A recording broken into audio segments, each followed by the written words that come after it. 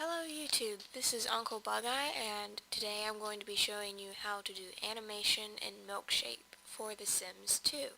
Now, I've already done a tutorial that covers making just basic poses for The Sims 2, and much of the steps remain the same, especially concerning SimPE. So as far as the animation goes, everything that I'm going to teach you now is only going to take place in Milkshape. Once you're finished with Milkshape, the following steps that involve SimP are exactly the same for this as it would be for a regular pose. So I am going to include a link in the description that's going to link you on to part 2 if this is where you're going to start. So I'll teach you how to make the animation, and then I'll link you on to the already made video that takes you through SimPE. Alright, so the first thing we're going to do is we're going to open up Milkshape3D, and then you're going to go to File, Open. You're going to find your anim base, and let's use adult male. You're going to go to Edit, Select None. If you notice, there were some red dots selected, and when you do Edit, Select None, it gets rid of them. So now you've got yourself a clear body. And then the next thing you go to is Animate, and make sure you have Operate on Selected Joints Only selected on. Then go to File, Preferences, go to Miscellaneous, make sure that your joint size is set to 0.006. Then we're going to go on to Select. On Select, you must have under the options, Joint. For Rotate, you need to have Origin and Local selected, right there. After that, you need to click the Anim button. That way it'll change all of your figures and you're ready to begin animating.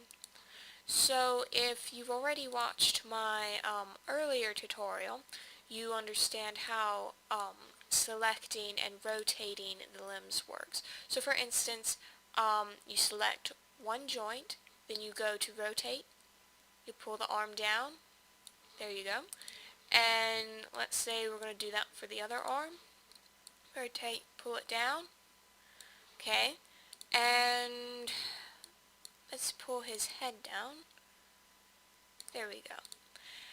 Okay, so let's say that we wanted him to, for instance, raise his arms back up and pull his head back up like he was, I don't know, flapping his arms out and looking up at someone.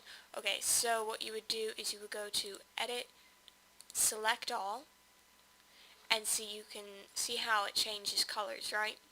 Then go to Animate, Set Keyframe. Notice how the inside skeleton went to a yellow color. That indicates that this keyframe is set and saved. Okay, so we move on to our second frame, and this is what you need to do is go to Edit, Select None when you go to your second keyframe, right? So that it'll let you select things again. And let's say I want him to raise his head. So we go to Select, Rotate, pull back up his head wherever we wanted it.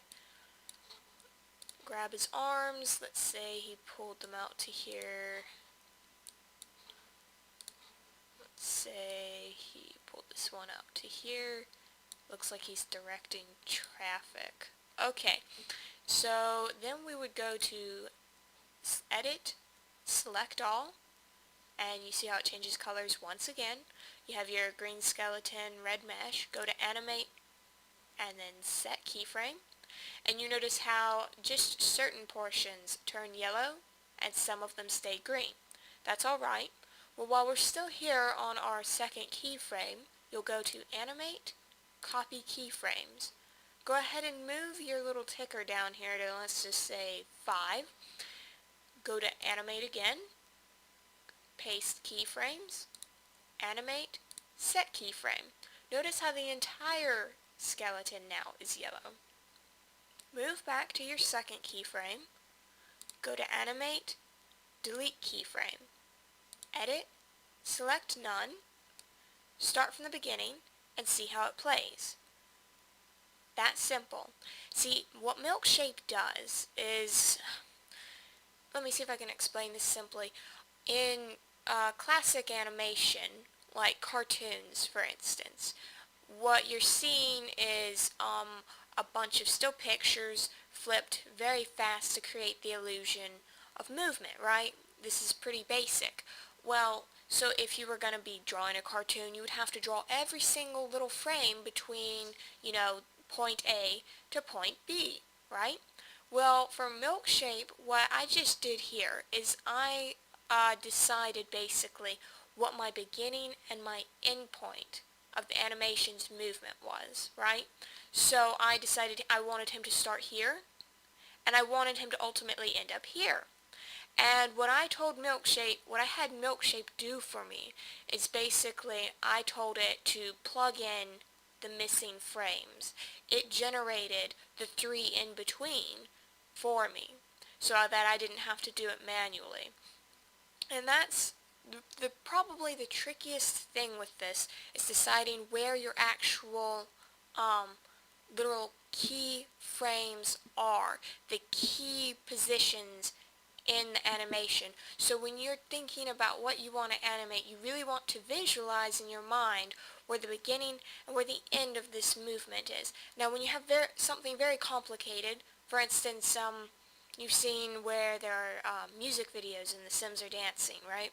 So what they've done is, if this was the first dance move, they went to there, then they moved on to the next keyframe, and they just repeated the steps.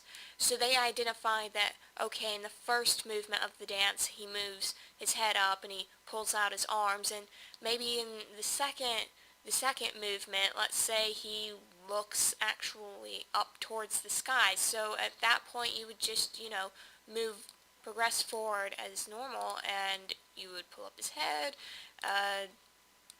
Let's see. I know this looks really silly. It's not. It's for demonstration purposes only. And maybe do that. Okay. And then you would go to Edit, Select All, Animate Set Keyframe, Animate Copy Keyframes, move it over to, let's just say, 10. Then you would go to Animate Paste Keyframes, Animate Set Keyframe. Then you'd go all the way back to your keyframe here, go to Animate, Delete Keyframe, Edit, Select None, and then you've got yourself a two-part animation here, and see how it's actually pretty smooth.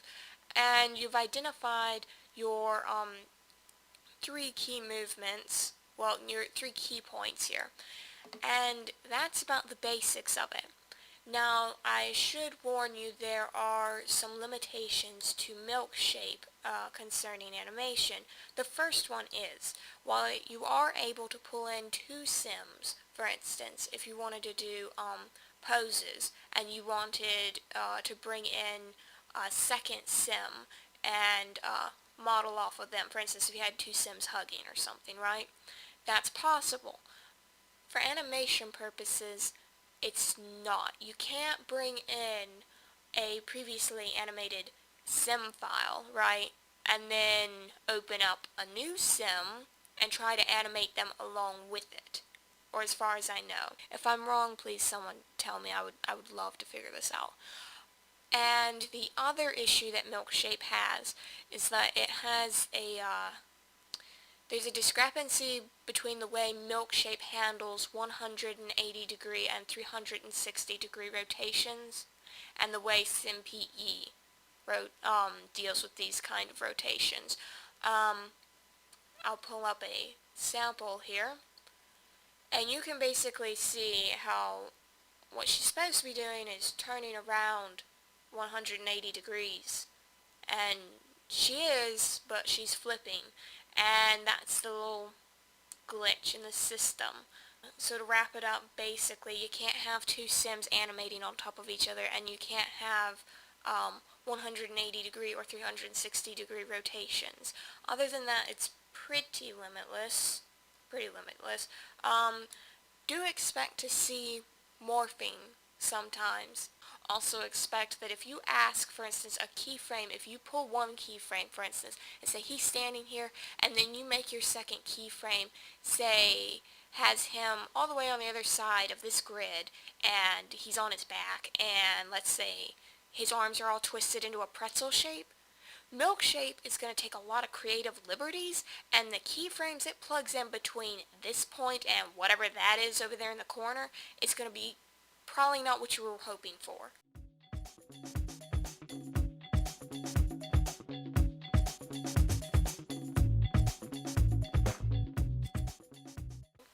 That's about it.